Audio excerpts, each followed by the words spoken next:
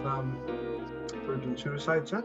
Yeah, so you have three Sofia Coppola movies in your book, all in the clipography. I don't think you write about any of them at length. I know the Virgin Suicides you've written somewhat at length before, and I'm not sure about Lost in Translation, but I think they're just clipography entries, all three of them, right? Like short entries at the back. Yeah, no, I never did write at length on Lost in Translation. I wrote about it. Seems to me I might have had a comment in a year end, maybe one of the first year ends I did, maybe for rockcritics.com or Pop.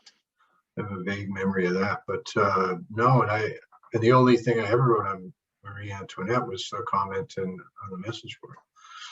Right. Okay, well, we're going to talk about the three of them, obviously. I don't know, we might mention some other Sofia Coppola movies also, but why don't we start with Virgin Suicides, as you said? I don't know. I don't even know where to begin on that. I mean, for me, it was such a literally. I was thinking about this. There are a few movies, maybe a handful of movies I can think of where on my first viewing of them, I was just so swept away and so mesmerized. It was literally all I could. I just did nothing but think about that movie for weeks after. I think I even went and saw it a second time shortly thereafter because I just I couldn't get it out of my head. It just had such a profound experience on me, or profound impact on me, I should say. So I'm sure you felt somewhat the same way. So talk about it and talk about the music in it. Assuming you saw it in a theater then. Yeah. And when shortly after it came out, and you recommended it to me, actually, you had seen it, I think, about a week before. And I think you enthusiastically said you really have to go see the Virgin Suicides. The music is great. Yeah, I know I didn't see it with you. I saw it with Tim because my most distinct memory of seeing that the first time is that, God, I don't know where we saw it, but it opens with a shot, I think, of Lux, Kirsten and Dunst just standing in the street, and then you get shots of their street, and within 30 seconds, Tim, or like even before that, immediately leaned over to me and said, "That's the neighborhood my mom lives in." Wow. It's like an out-of-body experience. You're watching this film, and I had no idea it was shot in Toronto, or a lot of it anyway. So that's the first thing I remember. I remember just how strange it was. It was, strange. I always group that together in my mind with Boogie Nights and Rushmore because they all came so fairly close together. It had such a big impact on me. Boogie Nights did not come as a surprise at all to me because I'd seen the trailer. I knew what it was going to be like. I was kind of all set to love it. And it turned out to be every bit as good as I hoped to be. As I hoped it would be. Rushmore, we talked about, and I said I went into that really not knowing much about it. All I knew about the Virgin Suicides, I think, was that Stanley Kaufman had written a great review about it. But I really had no sense of what I was about to see. It's not distracting. I'm just looking at what's going on behind. Yeah, because it seems like I've built so many shelves the last year. These instructions for shelving just came down. Yeah. Anyway, so I didn't know what it was going to be like. Sofia Coppola had never made it. It's her first film, so I didn't have anything to go on there. I hadn't read the novel, and it was just such a strange movie that I connected with in a big way. And I was thinking, I think the button it pushed for me was that it had some of the mood of I mentioned these films before, a certain kind of late 60s, early 70s film I like this, the Sterile Cuckoo, love story to a certain extent, even though I know it's junky. Goodbye Columbus. It's kind of the film equivalent of Sunshine Pop, and that feeling, and contributed to by the Air songs, is there in Virgin Suicides.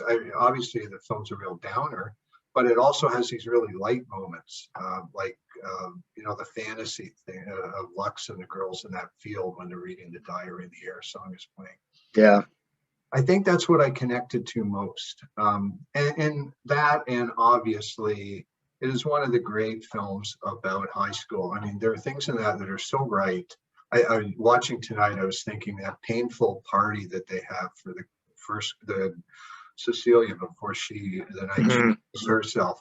It's just so awkward and so embarrassing. They bring the bring in the guy who has Down syndrome, and they treat him like a puppet almost.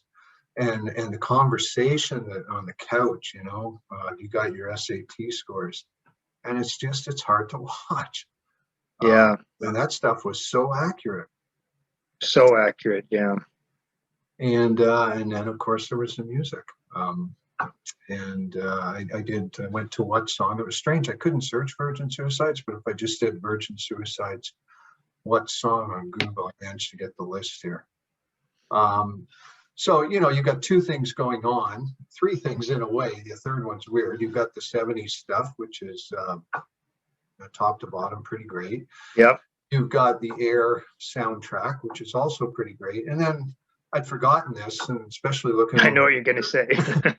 Got Sloan.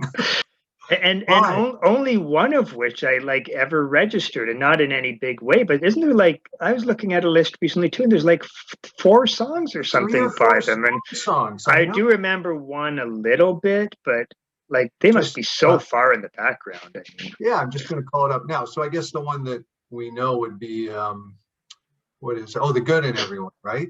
Yeah, that's the one. Which is playing when they're in the car, I think. No, playing in the homecoming party. Lux and Trip are in the hallway. Okay. But then they're also On the Horizon, Sloan, Everything You've Done Wrong, Sloan, Ended Peacefully, Sloan. There are 4 Sloan songs. I don't get that at all. Anyway, you can pretty much ignore those. Yeah. It's interesting. They're on the soundtrack, and if someone who hadn't seen the movie would think, "Wow, Sloan is all over this thing." But yeah, it doesn't register at all. The only thing I can think is that they were her favorite band at the time. Nothing else makes sense. Yeah. Before getting the music, though, I want to mention 2 people who are in it that I've totally forgotten are Danny DeVito and Scott Glenn. Danny DeVito, I remember, but Scott Glenn, yeah. He's the visiting the preacher, minister. Yeah, that's right. And he's in The Leftovers, right? He's in The Leftovers, and we talked about him before. He's so good in The Leftovers, and he's in The Right Stuff, and he's in Silence of the Lambs. Oh, I don't remember him in Silence of the Lambs. He's got a huge role in Silence of the Lambs. Danny DeVito, really good. Psychiatrist. Yeah. It's such an un-Danny DeVito role, and he's so serious, and he's flashing those Rorschach card tests at her, and he's giving. And the first answer makes no sense at all. She says banana. The next 2 do. One of them, she says afro, and then he jots down a note. So the music, 70s stuff, it's great. Though I noticed tonight they've got Al Green's How Do You Mend a Broken Heart, and I'm listening to it and I go, that's Al Green, that's not the Bee Gees. That was great. Starts, I guess the first thing is the Todd Rundgren song. Dream Goes. Do you mean in the record playing scene, or are you talking about? Dream Goes On Forever at the party, right? Yeah. What album is that? That's from Todd, 1973. Okay, I've got Todd, yeah. Not a great album by any stretch, but that's not a bad song. Yeah, no, I got it. Got a great deal on it when everybody was desperate to get rid of vinyl, but no, got a good cover. He had great hair on that album. Great hair on that album. Great cover, great hair. I guess he's basically trying to duplicate anything. So there's that. There's the air that even before the great scene that we both love. There's the air that I breathe. Hollies are playing at that party. Got Al Green. So those 3 songs kind of set everything up, and then you move into the first 2 great things, the 2 heart songs, which are both just incredible. And are they consecutive in the movie? Yes, they are. Because you have Trip, the introduction of Trip, which that's great. 99 films out of 100, I'm going to be picking that one for the Clipography. It's so great. Magic Man, right? It's amazing. Magic Man. It's so great in so many ways. Totally, I guess it subverts one of the great cliches of our time, the male gaze, because you've got the female gaze as he walks down. Just when he, as soon as the song starts, he puts on the sunglasses. He's getting the admit slip from the office, and he just gives the girl the look, and then he walks down the hallway. There's 8 sets of eyes on him. Then he walks into class, and even the teacher, you can tell there's sort of an attractive female teacher. Even she looks up and smiles. and then somebody passes him a note, and then next thing he's at home, he's getting the brownies, and then that's where the brownies. His towel. Yeah, the towel. Someone's delivering some homework with some brownies, and they're probably hash brownies. Yeah. And that's when, next thing you know, and then it cuts to him as the older guy. And I always think of him almost, it's like he's Randy Pink Floyd from Dazed and Confused, 10, 15 years later. He's obviously in some kind of rehab clinic. And he remembers the first time that he met Lux, which is, he's walking down the hallway, stoned. He says, dealing marijuana, and he ducks into the wrong class because the principal's coming down the hallway, plants himself behind her, and she turns around and looks at him. And then the next couple of scenes, him, he's basically speechless. This guy can get any girl in the school he wants. Always at a loss for words around her. He comes up, he embarrasses himself when all the Libsyn girls are sitting outside eating lunch. And then they have the conservatory scene, I think. They're in a conservatory, which I'm pretty sure is an allusion to Rebel Without a Cause. And he says, they finally make a connection, and he says, I'm going to ask you out. First, I'm going to come to your house and watch TV, and I'm going to ask you out. And then the night he comes over, which again, it's more awkwardness, but you can see he and her smiling at each other. There's one funny line. I don't know if you remember, James Wood wakes up with a start and he calls him Skip instead of Trip. I don't remember that, but that's funny. There's put over Skip. Even though Skip is in one of his math classes, you find out soon after that. James Wood is really good in that. I find it hard to watch it now, knowing what a Trump, right-wing Trump guy he is. But he's really good. I agree. Kind of scatterbrained and everything. And then the next thing is the great, almost as good, Crazy on You, right? Where they have when he's leaving, right? Yeah, they have kind of a meaningful but not physical farewell. It's sort of left hanging in the air, and then he gets in. I was wondering tonight, does that song, is it in sync with him turning on the radio? No, it had nothing to do with the radio. It starts before that, and then she runs out and they go at it. It's great. They do time it to the guitar, right? And Crazy on You. So those two, when I watched it the first time, I'm sure I was already liking the film a lot. That's, I think, probably where I crossed over into loving it. And then you have the prom with Come Sail Away. Well, even before that, what do they play? They're playing I'm not Magic, right? Strange Magic is the opening and I'm one. Not in Love. Yep. Yeah. Lots of Carrie imagery going on there. And then and that night ends. I mean, it's great when they play Come Sail Away, and you played it at your wedding. Yeah. In honor of the movie, and I think my attachment to that song in the movie. Yeah. I think you told me it was the only song that was going to get me up to dance. I wish I had a video of that moment, but yeah, I'm glad you don't. And then even before we get to the big scene, you've got other musical things like the burning of the records, which is just great. Remember? Yep. The Kiss records and not my Kiss records. Do you remember the second one after the Kiss? Was it Aerosmith Rocks? Yeah. Was it Rocks? Yeah. And I think, I'm not 100% sure, but I think you might see not Rumors, the album before that, sweep by. Oh, the Fleetwood Mac self-titled. Half of it when the records fall and spill out of the box, I think. That's pretty great. And then the next thing, of course, is we call it the playing the records over the phone scene. Oh, yeah. Which I still, to this day, I can't think of anything pop music used in any film like that, where the music speaks for the characters. The Libsyn girls have been, their mom takes them out of school. They've been just completely squirreled away in the house for weeks on end. They try to reach the boys. They do. They plant those cards, those like Zodiac cards or something. And they also flash the Morse code. across, and then they have that line, they're trying to figure out how can we get to them? Oh, we just call them up. And the sequence of songs it starts with Todd Rundgren, Yeah, one of my all-time favorites. Hello, It's Me.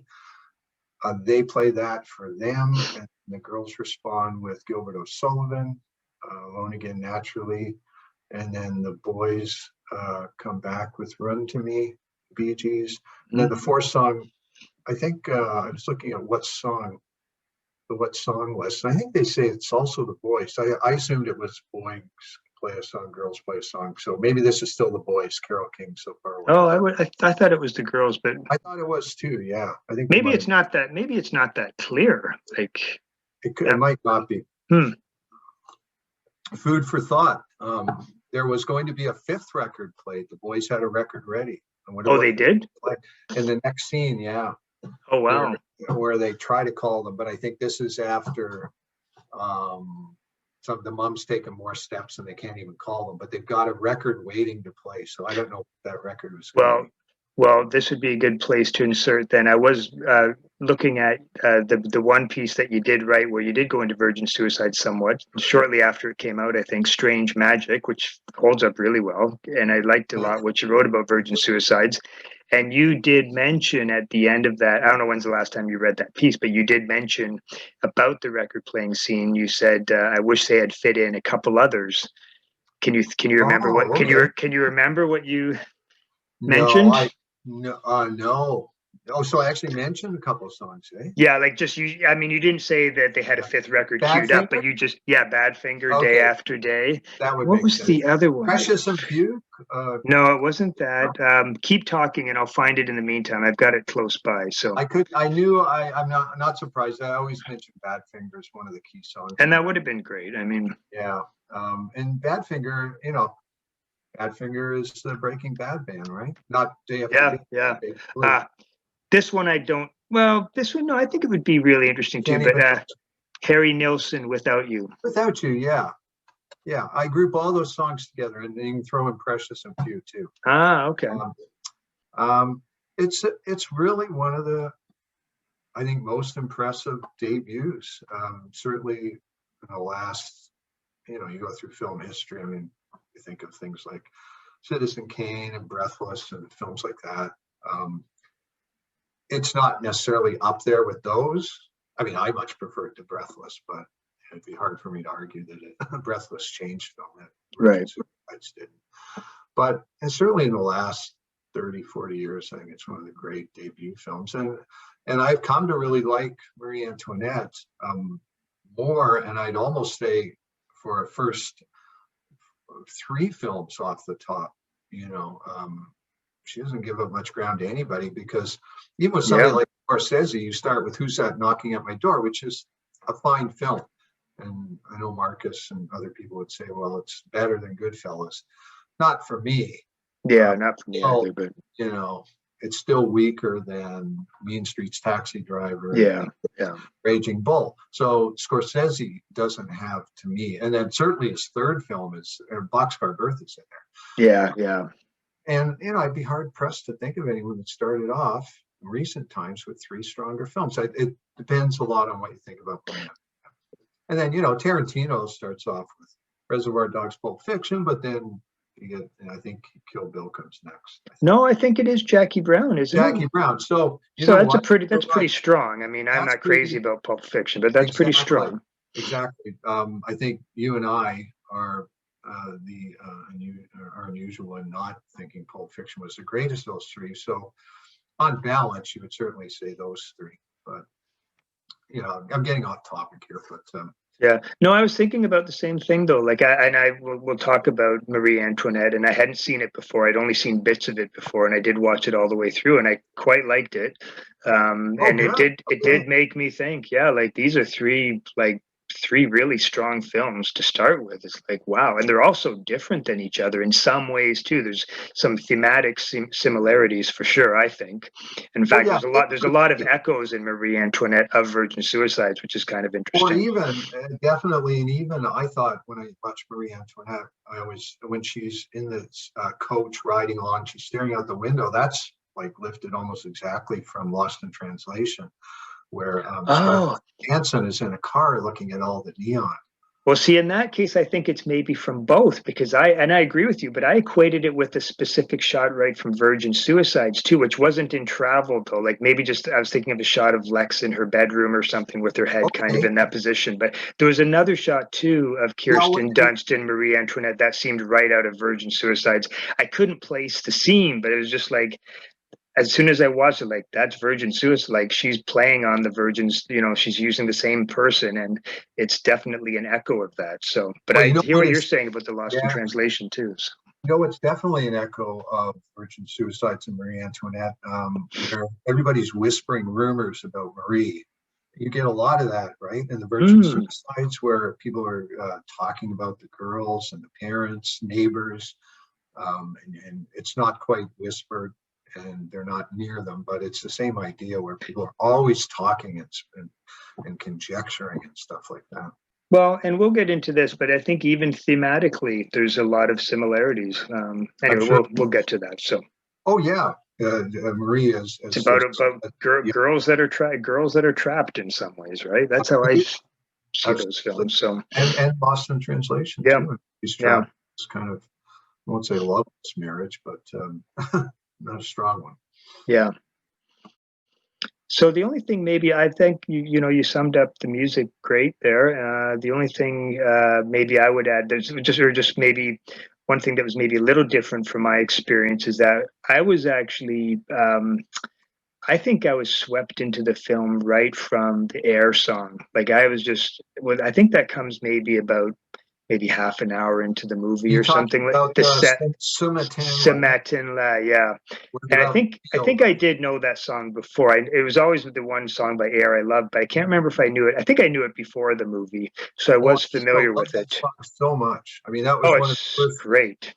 probably one of the first things I downloaded from SoulSeek when I got that, and that song immediately went onto my hard drive, and I included it on so many mix Oh, CDs. it's perfect song, and I think the way it's used in the film is just it's. There's a lot going on in that scene. Like they've got they sort of switch from like it's the boys reading the diary entry and then they effectively switch over to Cecilia herself reading the diary entry and you get the sort of montage of them on the boat and stuff like that. Yeah, It's such a gorgeous scene, like it's unbelievable. And I remember in the movie thinking, oh man, like this is amazing. Like I just knew like I'm going to love this movie. Like just that piece sets such a tone for me. Like if I had to pick my favorite three songs from the movie, I would include that for sure. And the other two would be two of the yeah. '70s songs probably. I just thought, oh man, this is so effectively done. So Well, that's the scene that more than any other scene captures that late '60s thing I was yeah, talking about. Because in those films, at least two or three of them have scenes of young couples frolicking, is the word I always use. In Love Story, they're making snow angels. In Goodbye Columbus, I think they're probably out, or maybe it's Stereo Cuckoo. They're probably out in the field doing all sorts of young people and love stuff, and that's the scene that captures that, and the song miraculously captures it too.